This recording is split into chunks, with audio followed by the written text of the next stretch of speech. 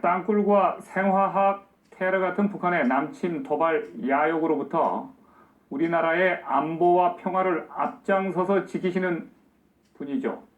대한민국 안보 전문가이자 국내 최고의 땅굴 권위자이신 남굴사의 김진철 대표를 모시고 NNL 대화록의 5가지 쟁점에 대해서 진단해 보겠습니다.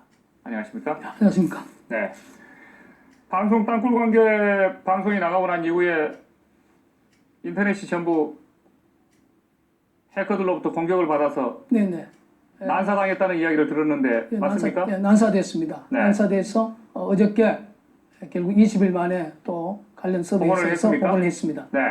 자, 안보 때문에 굉장히 걱정을 많이 하시고 계신 분인데 정상회담 대화록 5대 쟁점을 지금 오늘 한번 저희들이 진단해 보겠습니다. 네네. 첫 번째가 NNL 포기 여부 논란. 네. 자, 노무현 대통령이 NNL 포기한 것은 아니지 않습니까? 포기한 겁니까? 100% 포기한 거죠. 어떻게요? 자, 이 이야기를 하기 전에 네.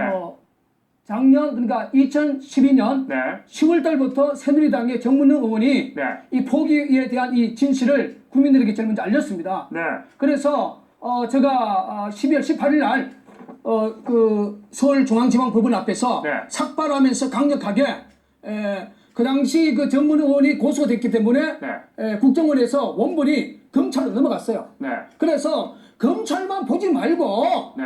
국민들이 영통 문제에 대해서 굉장히 예민하니까 네. 국민에게 오픈시켜라. 네. 그래서 우리가 기자회견하면서 탄원서를 여기 그 중앙지방법원에 그 민원실에 접수를 시켰습니다. 이 사진 줘보세요. 네네. 이때 서울중앙지방법원, 서울중앙지방검찰청 종합민원실에 삭발하시고 지금 이렇게 예, 그 민원 접수를 했죠. 들어가신 분이시군요. 예, 그렇습니다. 네. 네. 네. 그래서요. 예, 그래서 네. 제가 오늘 100% 노무현 전 대통령이 네. NLL 포기를 했습니다. 네. 거기에 대해서 이제 이것이 뭐냐면 6월 24일 날 네. 국정원에서 2007년 노무현 김정일 정상회담에 대한 대화로 노치록 발표문을 네. 국정원에서 이제 국회에 넘겨가지고 국회 정보위원회에서 소속 의원들에게 이거 다 나눠줬습니다. 네. 이것이 지금 뭐 인터넷에 들어가면 네. 이 원본이 그렇게 다 나와요. 예. 자, 이 사항이 엄청 많은데 네. 이걸 정독을 하고 네. 정말로 국가를 사랑하는 마음으로 한자 정독하면요. 네. 100%가 아니라 1000% 노무현 대통령이 네. NLL을 포기를 했어요.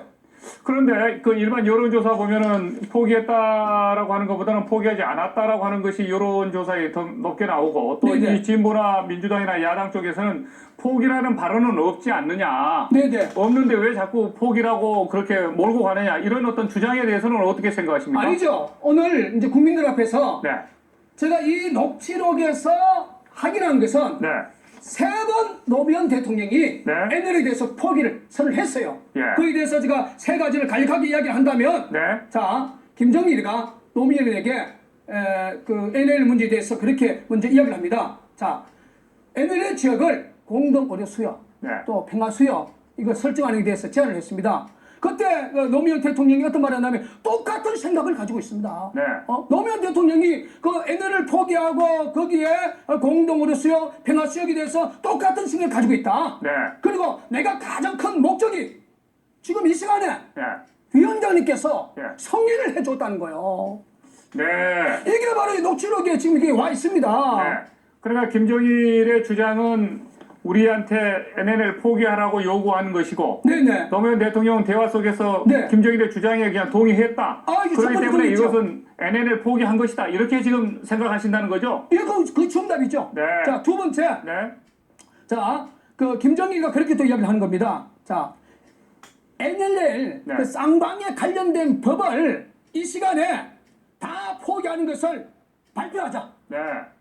그 정상회담에서 네. NLL과 관련된 모든 그 관련 법을 다 포기하는 것을 네. 발표하자. 네. 그때 노무현 대통령이 어떤 말인지 아십니까? 예, 좋습니다만. 네. 말 그대로 예스를 한 거예요, 예스를. 네. 정말로 국가안보 정체성을 갖고 대한민국 영토를 생각하면 그건 예스가 안 되죠. 노를 해야죠. 네. 예, 좋습니다. 노무현 대통령이 선을 했습니다. 이것은 포기 아니고 뭐냐. 지금 그런 입장이시라는 그렇죠, 거죠? 그렇죠. 네. 이게 또 녹취록이 있습니다. 네. 예스 했습니다. 그리고 그 당시 2007년이 그 대통령 선거를 하는 그러한 시점이기 때문에 또 어떤 이야기를 한다면 자 다음에 대통령이 누가 될지 모르지만 네. 뒷걸음치지 않도록 쐐기를 좀 박아놓아야 된다. 네.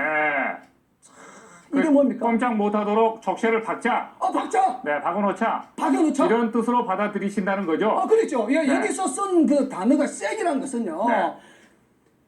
정상회담에서 이제 NLL은 완전히 포기가 되고 네. 거기에 남북한 공동어뢰서 평화수역에 대해서 이제 남북 정상회담이 이제 확실히 못을 박았으니까 네. 그 어떤 대통령도 이 확정된 것에 대해서는 이제 손 거들지 마라. 손을 댈 수 없도록 우리가 해놓자 이런 뜻으로 받아들이신다는 거죠. 그렇죠. 네. 그게 정답입니다. 그게. 그러면 그 이상의 세 가지 사실로 봤을 때 노무현 대통령 사실상 포기란 말은 하지 않아도 포기를 한 거나 다름없다. 또 김정일의 어떤 포기 주장에 적극적으로 동조했다. 이렇게 생각하고 계십니까? 그렇습니다. 자, 그리고 확실히 포기했다는 단어가 하나가 더 있습니다. 네. 자, 그 단어가 뭐냐면 NLL은 그 미국이 땅 따먹기 위해서 제목대로 건 선인데 자, 노무현 대통령이 그렇게 말합니다. 자, 남측이 앞으로 NLL 문제에 대해서 절대로 간섭하지 않겠다. 네. 주장하지 않겠다. NLL을 주장하지 않겠다. 네. 이게 정답이 바로 여기 있어요. 네. 그 대바록에 다 나와 있다 그런 거 이거죠. 있죠. 네. NLL에 대해서는 다시는 주장하지 않겠다. 남측이 앞으로 NLL에 대해서 주장하지 않겠다. 네. 이게 정확한 답이 아닙니까?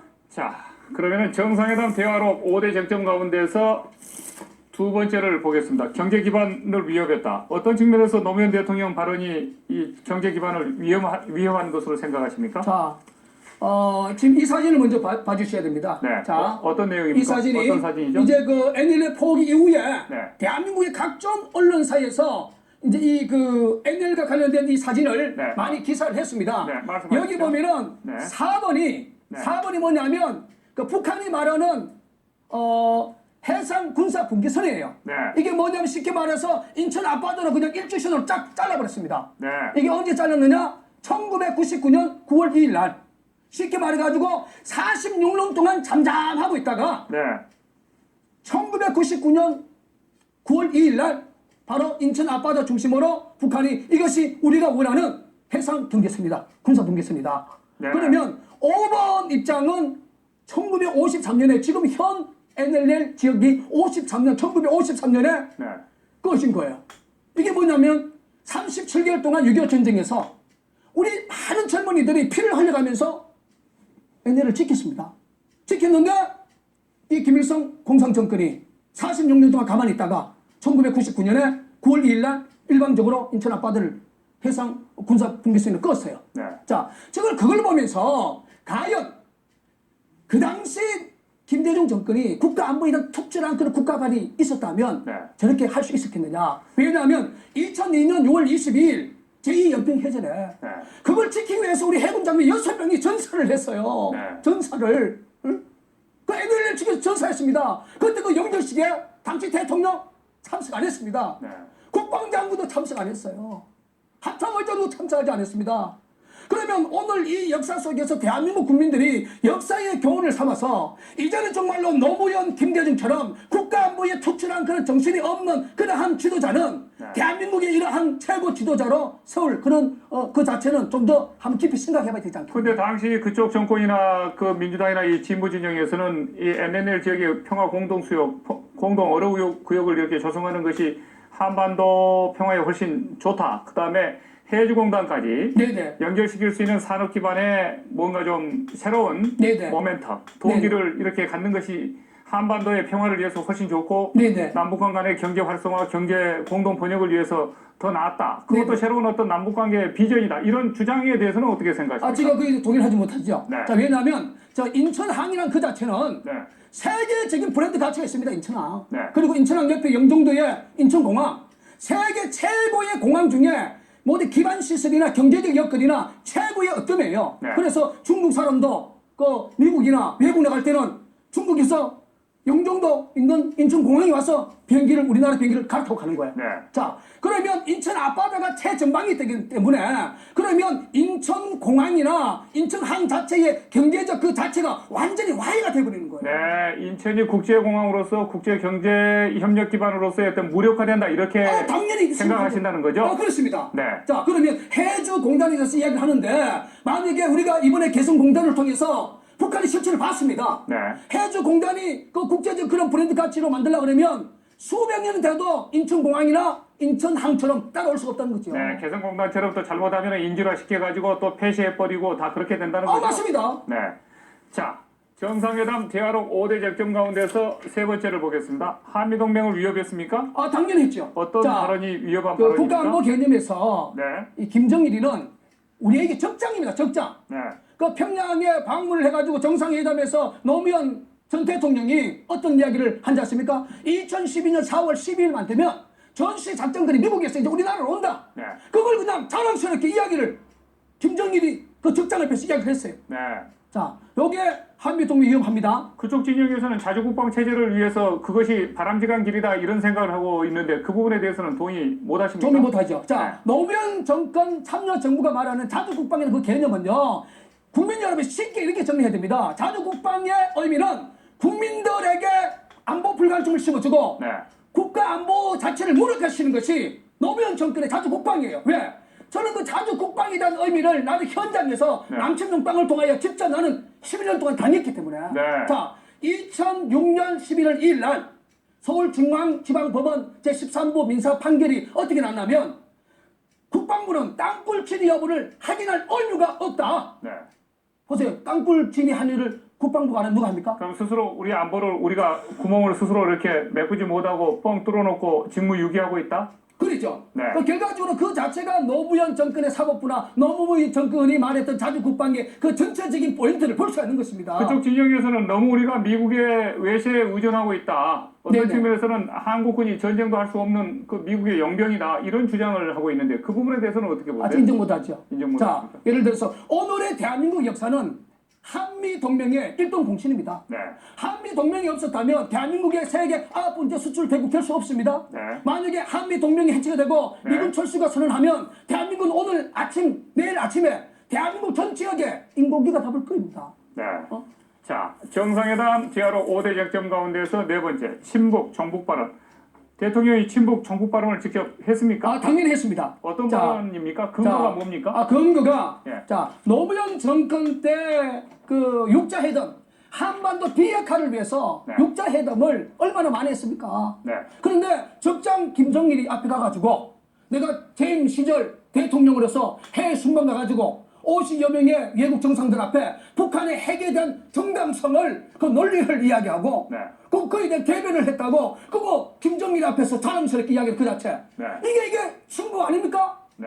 이게 정부 아닙니까? 세계인들의 열망은 한반도에 비핵화는 그 자체는 영원한 정답 아닙니까? 우리나라 국민 전체도 비핵화를 원하고 있습니다. 네. 그런데 대한민국 대통령이 북한 핵에 대한 보유성에 대한 정당성을 그 김정일이 앞에서 자기가 그런 활동을 했다고 자랑한 그 자체가 이건요 종목을 넘어서 엄청난 그러한 국가적인 그런 어려움을 줬다고 저는 생각합니다. 그쪽 사람들은 오히려 미국이나 나머지 사람들을 외세로 보고 북한이나 한국은 이념에 상관없이 같은 민족, 같은 동족으로 보기 때문에 같이 합쳐야 된다, 협력해야 된다 이런 어떤 생각을 갖고 있는 것에 대해서는 어떻게 보십니까? 그것은 이 공산주의 이념이 완전히 네. 겉모습은 아주 화려하고 속은 완전히 썩어 뭉그러진 겁니다. 예를 들어서 굶주려서 400만 이상 죽이고 네.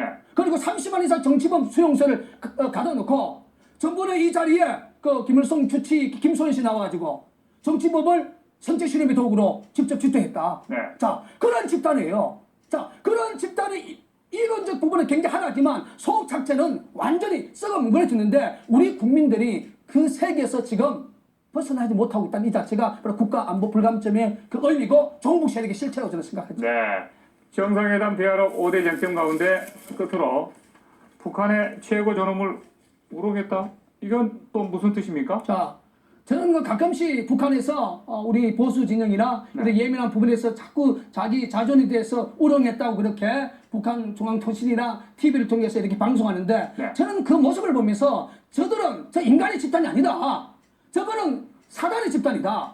만약에 인간의 집단이라면 예를 들어서 어떻게 400만의 북한 동포들을 굶겨 죽입니까? 네. 어떻게 사람을 생체 실험합니까? 자, 이러한 대우를 받으려고 그러면 네. 정말로 북한의 동포들에게 먹을 것을 주고 그들에게 인권 문제를 해결해주고 30만 되는 정치범들을 해방시켜주고 이러한 당당한 국제의 모습을 보여줄 때에 우리도 당당하게 여기에 대한 최고 지도에 대한 존엄을 인정해 줄 수 있지만 네. 지금은 이게 인간이 아니죠. 네. 아니기 때문에 뭐 북한에서 이번에 그 공개함에 대해서 존엄을 우려했다. 그거는 우리 개념하고 저쪽 개념하고 하늘과 땅 차이죠. 끝으로 이 개성공단 재개 협상을 하면서요. 네네. 북한이 어떤 경우에든지 국제 수준에 맞는 국제 법규와 제도의 수준에 맞는 개성공단의 재개를 네네. 합의하지 않으면 네네.